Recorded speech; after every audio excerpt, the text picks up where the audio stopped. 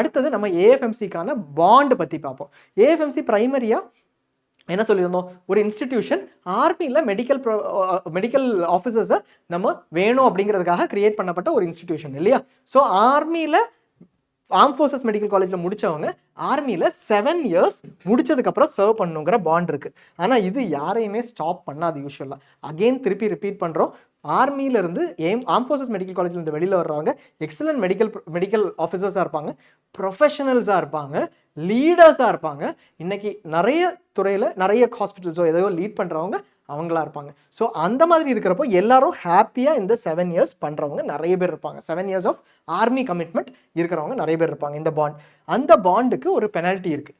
In case 7 வருஷம் நீங்கள் arm ஃபோர்ஸஸில் MBBS முடிச்சு சிஆர்ஆர்ஐ முடிச்சதுக்கப்புறம் பண்ணலை அப்படின்னா 69 lakhs நீங்கள் பே பண்ணிட்டு தான் வெளியில் வர முடியும். நீங்கள் 1 year பே பண்ணியிருக்கீங்க அப்படின்னா 69 lakhs by 7 எவ்வளோ, ஒரு 9.5 lakhs 1 yearக்கு முடிச்சிருக்கீங்க. மீதி இருக்கக்கூடிய 59 lakhs பே பண்ணணும். ஸோ நான் 6 வருஷம் முடிச்சுட்டு கடைசி வருஷம் மட்டும் பண்ணலை அப்படின்னா 59 lakhsக்கு நான் சர்வ் பண்ணியிருக்கேன்னு அர்த்தம். 6 by 69 lakhs, மீதி ஒரு 9.5 lakhs 10 lakhs பே பண்ணிட்டு தான் வெளியில் வர முடியும். ஸோ ப்ரொபோர்ஷனேட்டாக எவ்வளோ வருஷம் சர்வ் பண்ணியிருக்கீங்களோ அதுக்கான அமௌண்ட்டை வித்துட்டு மீதி அமௌண்ட்டை பே பண்ணிட்டு தான் வரணும்.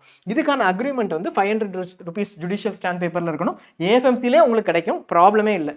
உங்களோட நீங்கள் 18 வயசுக்கு கீழே இருக்கீங்க அப்படின்னா தென் 2 பேரண்ட்ஸும் சைன் பண்ணணும். ஸோ நீங்கள் ஏஎஃப்எம்சியில் போய் வாங்குறீங்கன்னா 2 பேரண்ட்ஸையும் அங்கே கூட்டிகிட்டு போகணும், இல்லைனா ஒரு கார்டியன் அங்கே சைன் பண்ணணும். ஒரு பேரண்ட்டுக்கு பதிலாக இல்லை 2 கார்டியன்ஸ். கேண்டிடேட்ஸ் 18+ இருக்கீங்க அப்படின்னா நீங்கள் சைன் பண்ணிக்கலாம். நீங்களே மேஜர் இல்லையா, நீங்கள் ஒன்று சைன் பண்ணிக்கலாம், ஒரு பேரண்ட் சைன் பண்ணணும்.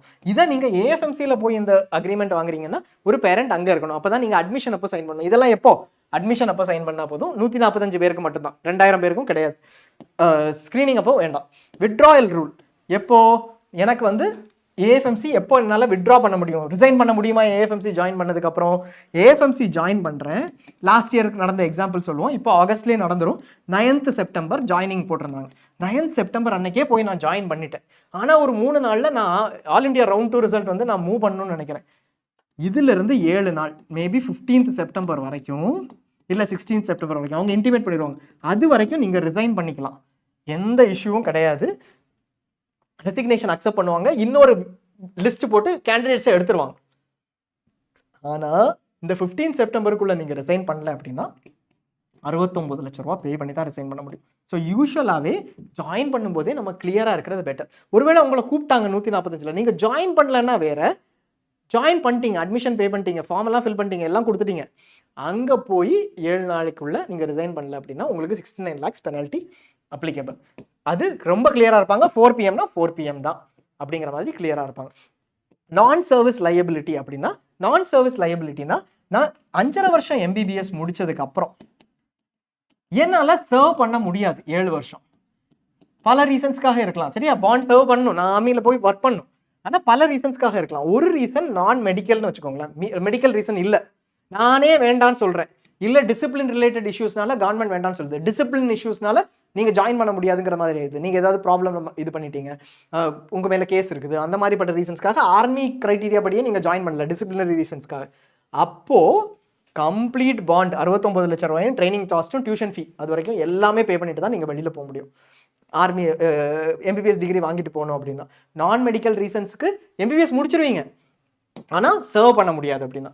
மெடிக்கல் ரீசன்ஸாக இருந்துச்சு அப்படின்னா, மெடிக்கல் ரீசன்ஸ் என்னோட கண்ட்ரோலுக்கு வெளியில், நான் தப்பு பண்ணல, பட் எனக்கு ஒரு மெடிக்கல் கண்டிஷன் வந்துடுச்சு, அதுக்கு நான் ட்ரீட்மெண்ட் எடுக்கிறதுக்கு ரெடியாக இருக்கேன், பட் ட்ரீட்மெண்ட்டும் எனக்கு சரி பண்ண முடியல, அதனால் நான் ஆர்மியில் சர்வ் பண்ண முடியல, எனக்கு இன்ட்ரெஸ்ட் இருக்குது, அவங்களே எவாலுவேட் பண்ணி ஆமாங்க இவங்களுக்கு ஒரு மெடிக்கல் கண்டிஷன் இருக்குது அப்படி சொல்கிறாங்க அப்படின்னா நம்ம கம்ப்ளீட் பண்ணலாம் கோர்ஸை. பட் நம்ம பாண்ட் சர்வ் பண்ணல, அதுக்காக 28,000 per week பே பண்ணி என்னைக்கு NSLO இன்னும் 1 வருஷம் தான் இருக்குது, இப்போ தான் எனக்கு தெரிய வருது அப்படின்னா அந்த 1 yearக்கு இந்த அமௌண்ட் பே பண்ணி, இது ஒரு ஹியூஜ் அமௌண்ட் தான், பே பண்ணி கோர்ஸை கம்ப்ளீட் பண்ணிக்கலாம், நீங்கள் வெளியில் வந்துடலாம், சரிங்களா? ஸோ இதுதான் process. If released from AFMS post MBBS வந்து நீங்கள் 7 வருஷம் ஏஎஃப்எம்எஸ்ல இருப்பீங்க, அதில் நீங்கள் பாதியில் நீங்கள் வெளியில் போகிறீங்க அப்படின்னா போஸ்ட் எம்பிபிஎஸ் நீங்கள் பாண்ட் சர்வ் பண்ணாமல் வெளியில் போகிறீங்கன்னா அதுக்கான ப்ரொபோர்ஷனேட் அமௌண்ட் கொடுக்கணும், நம்ம ஏற்கனவே சொல்லிட்டோம். இதில் நீங்கள் எதில் இருக்கிறீங்க, அந்த 7 வருஷம் அப்படிங்கிறது உங்களோட மெரிட்டை பொறுத்தது. நீங்கள் ஏஎஃப்எம்சியில் முடிப்பீங்கல்ல, அப்போ இருக்கிற உங்களோட மெரிட்டை பொறுத்தது.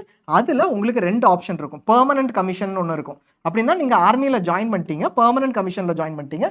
இது ஃபஸ்ட்டு கேண்டிடேட் வராங்கன்னா உங்களுக்கு ஒரு ஆப்ஷன் இருக்கும்.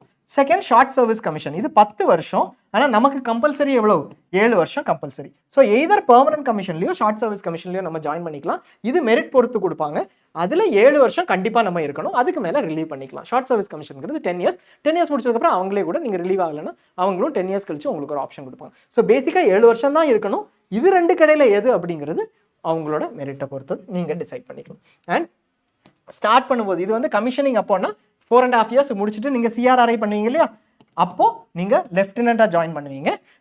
கேப்டன் இன்டர்ன்ஷிப் முடிச்சுட்டு 5.5 வருஷம் குடிச்சிட்டு நீங்கள் வந்து கேப்டன் அப்படின்னு சொல்லிட்டு மெடிக்கல் ஆஃபீஸராக எங்கே வேணாலும் உங்களை போஸ்ட் பண்ணலாம். எங்கே வேணாலும் போஸ்ட் பண்ணலாம் அக்ராஸ் இந்தியா. ஏஎஃப்எம்சி புனே கிடையாது, அக்ராஸ் இந்தியா ஆர்ம் ஃபோர்ஸஸில் எங்கே வேணாலும் போஸ்ட் பண்ணலாம். 4 இயர்ஸ் கேப்டனாக இருப்பாங்க. இதுலேருந்து ஒரு 7 வருஷம் நீங்கள் இருக்க போகிறீங்க அப்படின்னா 4 இயர்ஸ் கேப்டனாக இருந்ததுக்கப்புறம் நீங்கள் மேஜராக இருப்பீங்க. ஸோ யார் 7 இயர்ஸ் கம்ப்ளீட் பண்ணாலும் மேஜர் ஆகிடுவாங்க. கரெக்டாக? ஸோ 7 வருஷத்துக்கு 4 வருஷத்துலேயே மேஜர் ஆகிடுவாங்க. அதுக்கப்புறம் ஒரு 7 வருஷம், 4 வருஷம் முடிச்சதுக்கப்புறம் 11 வருஷம் நீங்கள் அங்கே கண்டினியூ பண்ணிகிட்டே இருக்கீங்கன்னா லெஃப்டினன்ட் கர்னல் ஆகிடுவீங்க. இதுதான் ஆர்மியோட ஹையரார்கி. யூஸ்வலாக எல்லாரும் 7 வருஷத்தில் வெளியில் வந்துட்டாங்க அப்படின்னா மேஜராக வெளியில் வருவாங்க. மேஜர் உங்கள் நேம் போட்டு வெளியில் வருவீங்க.